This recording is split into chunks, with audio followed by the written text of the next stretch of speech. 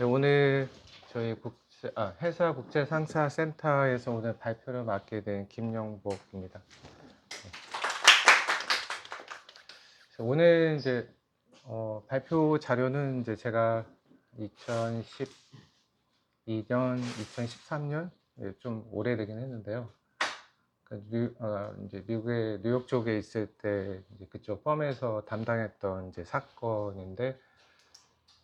저희 다른 변호사님들과 그때 이제 같이 사건을 담당하면서 그때는 이제 자료 준비하고 하느라 정신이 없었는데 이번에 자료를 이제 정리하면서 조금 이제 그때 기억을 되돌아보면서 어떤 쟁점이 있었는지, 그다음에 저희가 향후에 이제 국제 관련된 사건에서 어떤 식으로 준비를 해야 저희 클라이언트한테 많이 도움이 될지를 좀 생각하면서 준비한 자료입니다. 그래서 이제 아시는 분은 아실 수도 있겠지만 이제 키코어 사건이 이제 어떤 건지 국내에서는 많이 이제 이슈가 됐었는데, 저희가 이제 요 키코 사건은 이제 중점적으로 이제 미국 소송에서 조금 국내 절차가 좀 다른 부분이 좀 있는데, 그 부분을 조금 중점적으로 설명을 드리면서 향후에 저희가 준비할 수 있는 것들이 어떤 것이 있을지 함께 고민해 보면 좋을 것 같습니다. 그래서 순서는 이제 2013년경에 있었던 이제 키코 사건에 대해서 간단하게 말씀드리고, 결국에 이 사건이 이제 기각이 됐는데, 이제 그 기각이 될 때 이제 모션 투 디스미스라는 절차를 통해서 기각이 됐고, 이제 기각 사유가 그 이제 Federal Rules of Civil Procedure 12조의 B6항에 따라서 이제 사건이 이제 기각이 됐는데요. 그거에 관련된 기준이 된 그 부분을 이제 순서대로 말씀을 드리도록 하겠습니다. 키코 사건은 2008년 정도에 그 환율이 이제 고환율로 이제 가면서, 당시에 이제 환해지를 위해서 이제 은행들이 많이 파생 상품을 판매를 했었는데요. 이제 파생 상품을 구매했던 이제 국내 심텍이라는 회사가 이제 환해지를 위해서 키코어 상품을 구입했는데, 이제 예상치 못한 이제 환율이 높게 뜨는 상황에서 이제 많은 손해를 입어서 국내에서 이제 많은 기업들이, 심텍을 포함해서 많은 기업들이 국내에서 소송을 했던 걸로 알고 있고, 그때 당시에 심텍이 약 7,300만 달러 정도의 이제 손해를 입어서 국내에서 소송을 이제 했는데 다 패소한 걸로 알고 있고요. 이제 그 패소가 확정이 된 이후에 이제 저희가 요 심텍 사건을 이제 맡아서 이제 뉴욕에서 이제 소송을 하게 됐습니다. 그래서 이제 키코 사건이 뉴욕에서 어떤 식으로 이루어졌는지 좀 간단하게 설명을 드리면, 제 기억으로는 이제 저희가 이 소장을 준비하는데 한 몇 개월이 좀 걸렸던 걸로 기억을 하고요. 처음에 저희가 2013년 7월에 그러니까 뉴욕 주법원에다가 소송을 제기했는데, 이제 상대방이 이제 시티 은행을 포함한 상대방이 뉴욕 연방법원으로 사건을 이송을 했고요. 그리고 나서 저희가 이제 소장을 수정해서 첫 번째 어멘드 컴플레인트 접수를 했고, 그 다음에 저희가 이제 두 번째로 소장을 이제 수정해서 소장을 접수했습니다. 그 이후에 그러니까 뉴욕 연방법원에서 이제 포럼 non 컨비니언스로 이제 사건이 기각이 됐고,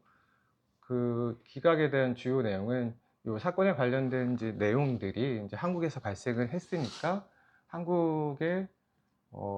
관할이 좀 더 적절하다는 그런 주요 내용을 해서 사건이 기각이 됐고, 이제 그거에 대해서 저희가 항소를 해서 저희가 이제 사건을 다시 원점으로 돌렸고, 그때 당시에 이제 피고 측이 다시 이제 소송을 이제 준비하면서 이제 모션 투 디스미스라고 접수를 했고, 그때 이제 저희 소장이 2016년 8월 정도에 다시 연방 뉴욕 법원에서 이제 기각이 됐습니다. 그리고 2017년 9월에 이게 항소법원에서 이제 확정이 됐고, 저희가 나중에 이제 대법원까지 이제 신청을 했는데 이제 결국에 이제 거절이 돼서 최종 확정이 이제 사건이 이제 종료가 됐고, 그 이후에 저희가 심텍 말고 다른 이제 클라이언트들도 있었는데, 다른 클라이언트들 사건들도 동일하게 거의 동일한 내용으로 이제 사건이 기각됐다라고 보시면 됩니다. 그래서 이제 기각된 주요 사유가 저희가 클레임이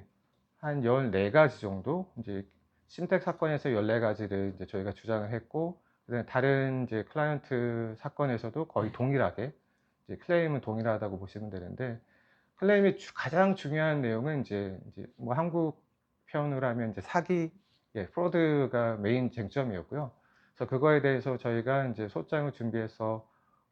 사건을 진행했었는데, 이제 오늘 저희가 좀 논의하고 싶어 하는 그 부분이 이제 한국말로 하면은 이제 그 클레임을 제대로 진술하지 못했다라고 하는 이유로, 그게 메인 이유여가지고 사건이 기각이 됐고요. 그 다음에 또 다른 이제 이유는 이제 소멸시효 관련된 부분도 있었고, 그 다음에 또 이제 다른 사건이 이제 병행되고 있어서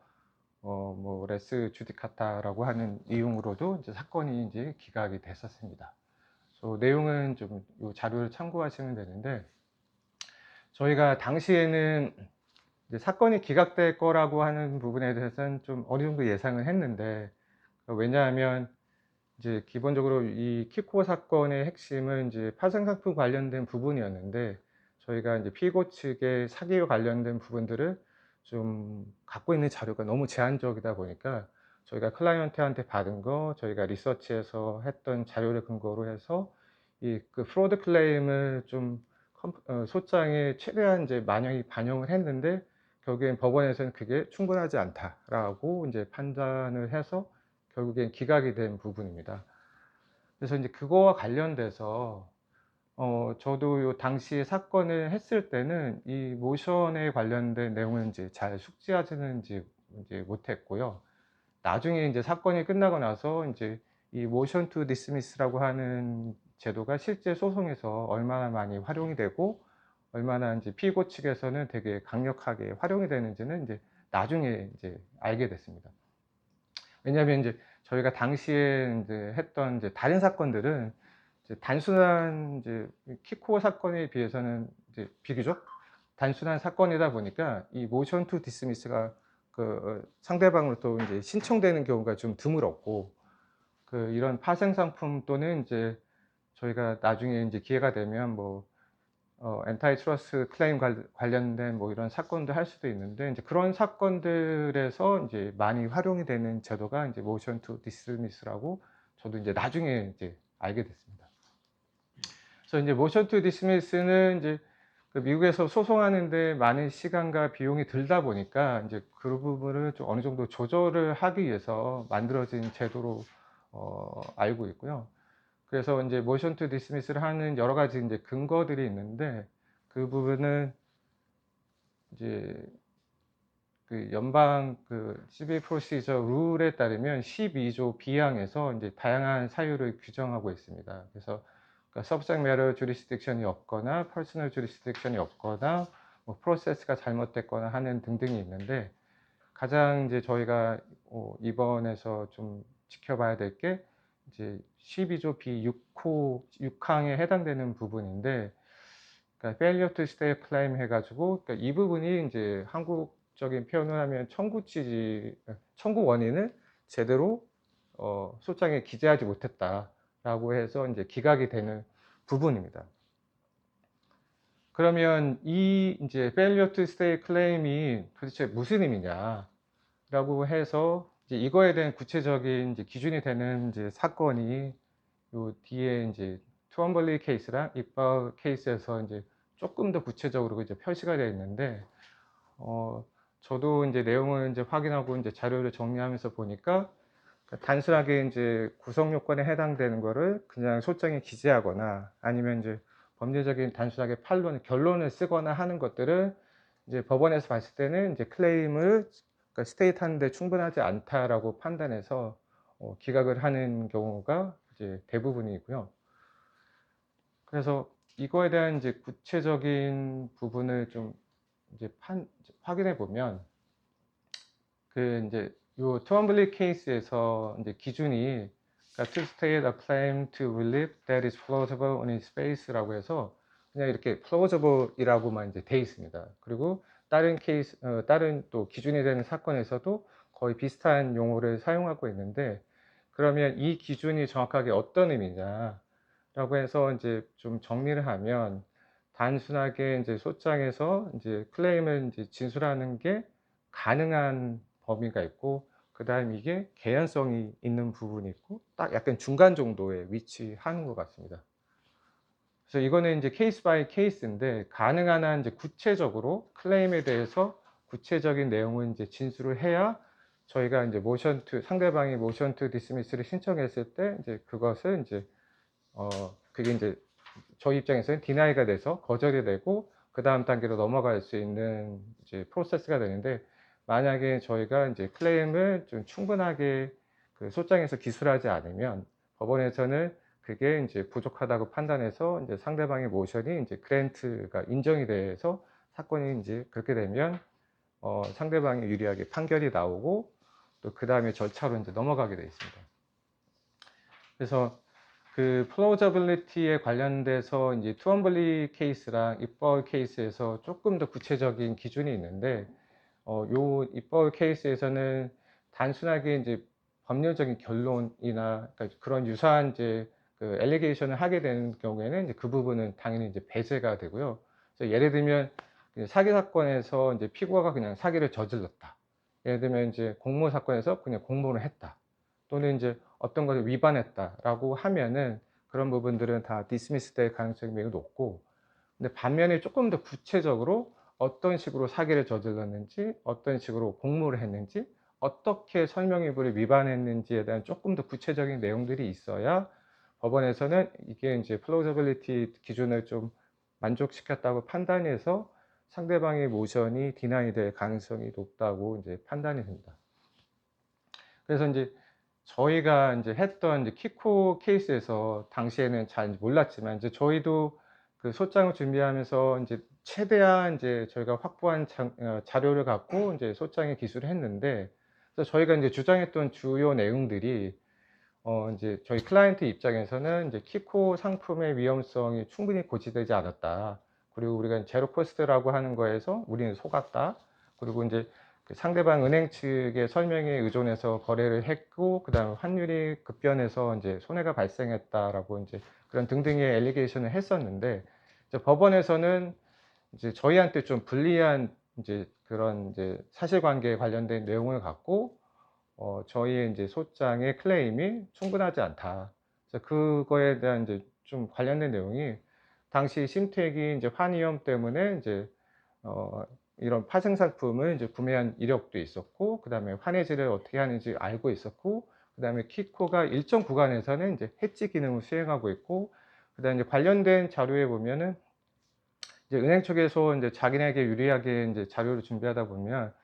그러니까 릴라이언스가 없다라고 하는 이제 그런 프로비전이 또 있었어요. 그래서 그런 부분이 이제 있기 때문에 이제 그러니까 심택의 입장을 이제 법원에서는 받아들여지지 않고, 결국엔 그래서 클레임이 좀 충분하지 않다라고 판단해서 결국엔 사건이 이제 기각이 됐습니다. 그래서 이제 저희가 향후에 이제 저희 클라이언트들이 만약에 미국에서 소송을 당했을 때, 그러니까 일반적인 계약 위반 사건에서는 이 모션 투 디스미스가 발생할 수 있는 가능성이 매우 낮은데, 저희가 만약에 경쟁법 사건이라든가 다른 그때 이 변호사님이 하셨던 것처럼 그 쉐브론 원칙이 파기가 돼서 우리가 뭐 FDA 관련된 사건을 하거나 등등등 그런 유사한 사건을 했을 때는 저희가 최대한 자료를 잘 준비해서 저희가 이제 미국 쪽에 연계된 이제 현지 로펌이랑 할 때